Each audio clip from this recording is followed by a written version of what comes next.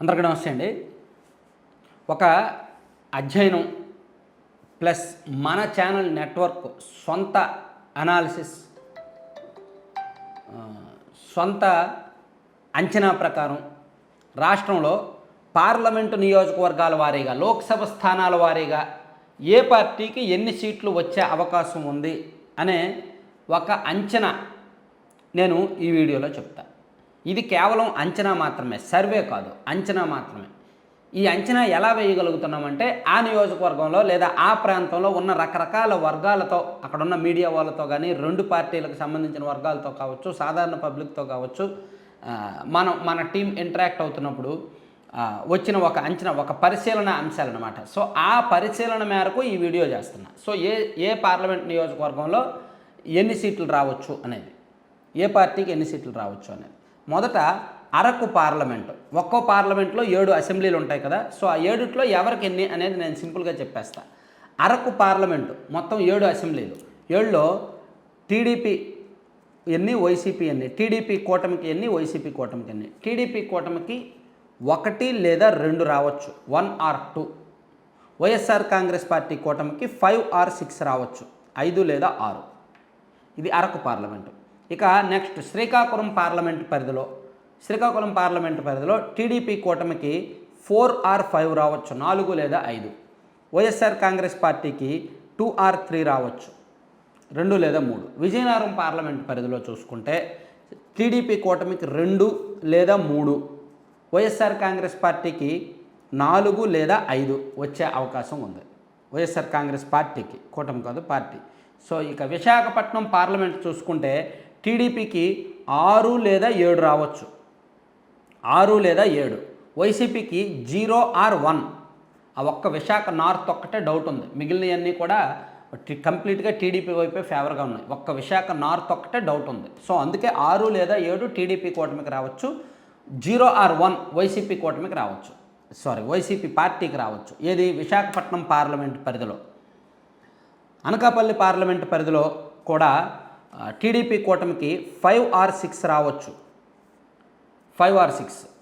వైఎస్ఆర్ కాంగ్రెస్ పార్టీకి 1 or 2 వస్తాయి, 1 లేదా 2 వచ్చే అవకాశం ఉంది అనకాపల్లి పార్లమెంటు పరిధిలో. కాకినాడ పార్లమెంటు పరిధిలో టీడీపీకి 5, టీడీపీ కూటమికి 5, వైసీపీ కూటమికి 2 వచ్చే ఛాన్స్ ఉంది. ఇక అమలాపురం పార్లమెంటు పరిధిలో కూడా టీడీపీకి 5, వైసీపీకి 2 వచ్చే ఛాన్స్ ఉంది. రాజమండ్రి పార్లమెంటు పరిధిలో టీడీపీకి 4 లేదా 5, వైసీపీకి 3 లేదా 2 లేదా 3 వచ్చే ఛాన్స్ ఉంది.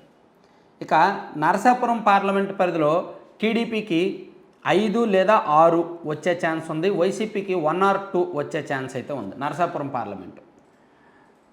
ఏలూరు పార్లమెంటు పరిధిలో టీడీపీకి 4, వైసీపీకి 3, టీడీపీ కూటమికి 4, వైసీపీకి 3 ఛాన్స్ ఉంది. మచిలీపట్నం పార్లమెంట్ పరిధిలో కూడా అంతే, టీడీపీకి 4 లేదా 5, వైసీపీకి 2 లేదా 3 ఛాన్స్ ఉంది. ఇక విజయవాడ పార్లమెంట్ పరిధిలో చూసుకుంటే టీడీపీకి 5, వైసీపీకి 2 వచ్చే ఛాన్స్ ఉంది. గుంటూరు పార్లమెంట్ పరిధిలో టీడీపీకి 6, వైసీపీకి 1 వచ్చే ఛాన్స్ ఉంది, లేదా కంప్లీట్ స్వీప్ చేయొచ్చు, 6 లేదా 7 టీడీపీ గెలుచుకునే అవకాశం ఉంది. ఇక నరసరావుపేట పార్లమెంట్ పరిధిలో చూసుకుంటే టీడీపీకి 5, వైసీపీకి 2 లేదా 3, టీడీపీకి 4 లేదా 5, వైసీపీకి 2 లేదా 3 వచ్చే ఛాన్స్ ఉంది, ఒక అంచనా.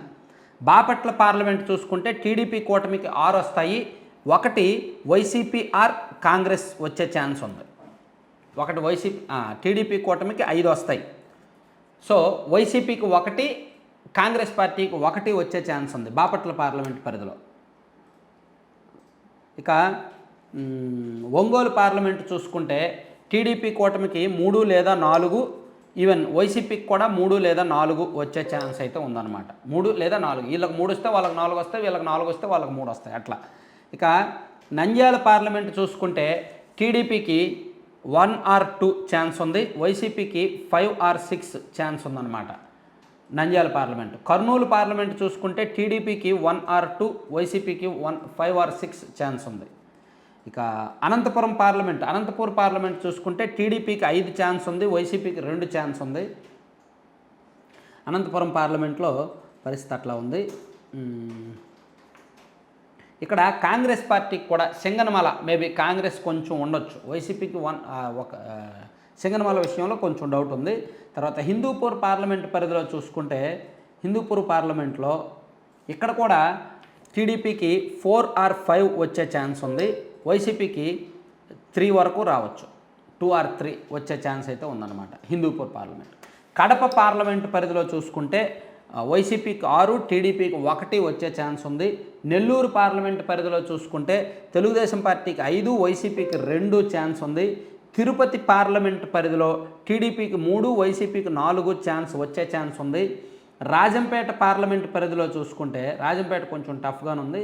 రాజంపేట పార్లమెంటు పరిధిలో 1 టీడీపీ కూటమికి అవకాశం ఉంది, మిగిలిన అన్నీ కూడా వైసీపీకి దాదాపుగా అవకాశం ఉన్నాయి. 1 or 2 టీడీపీ కూటమికి రావచ్చు.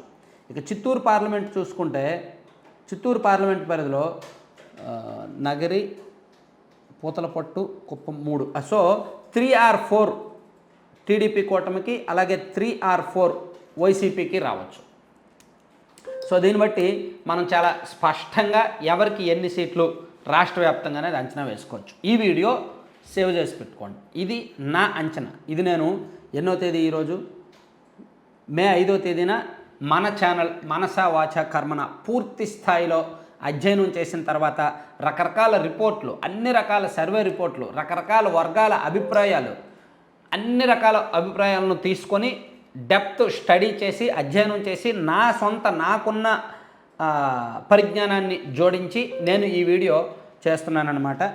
సో దీనిలో పార్లమెంటు నియోజకవర్గాల వారీగా ఏ పార్టీకి ఎన్ని సీట్లు అనేది చెప్పాను కదా, ఇది సేవ్ చేసి పెట్టుకుందాం. రిజల్ట్స్ వచ్చిన తర్వాత మాట్లాడదాం. ఒకవేళ నేను చెప్పిన అంచనా తప్పు అయితే కావచ్చు, నిజమైతే మాత్రం ఆ క్రెడిట్ నేనే తీసుకుంటా, తప్పైనా ఆ చెడ్డ పేరు నేనే తీసుకుంటా. ఎందుకంటే పార్లమెంట్ నియోజకవర్గాల వారీగా చాలా స్పష్టంగా కనిపిస్తుంది. మీరు ఒకసారి ఆ నియోజకవర్గాల వారీగా చూస్తే సో ఏదైనా జరగవచ్చు. ఇప్పుడు ఇంకొక 1 వీక్ ఉంది కాబట్టి రకరకాల ప్రతిరోజు కూడా అప్ అండ్ డౌన్స్ జరుగుతున్నాయి. ఇప్పుడు ల్యాండ్ టైటిలింగ్ యాక్ట్ వైసీపీకి బాగా రివర్స్గా ఉంది.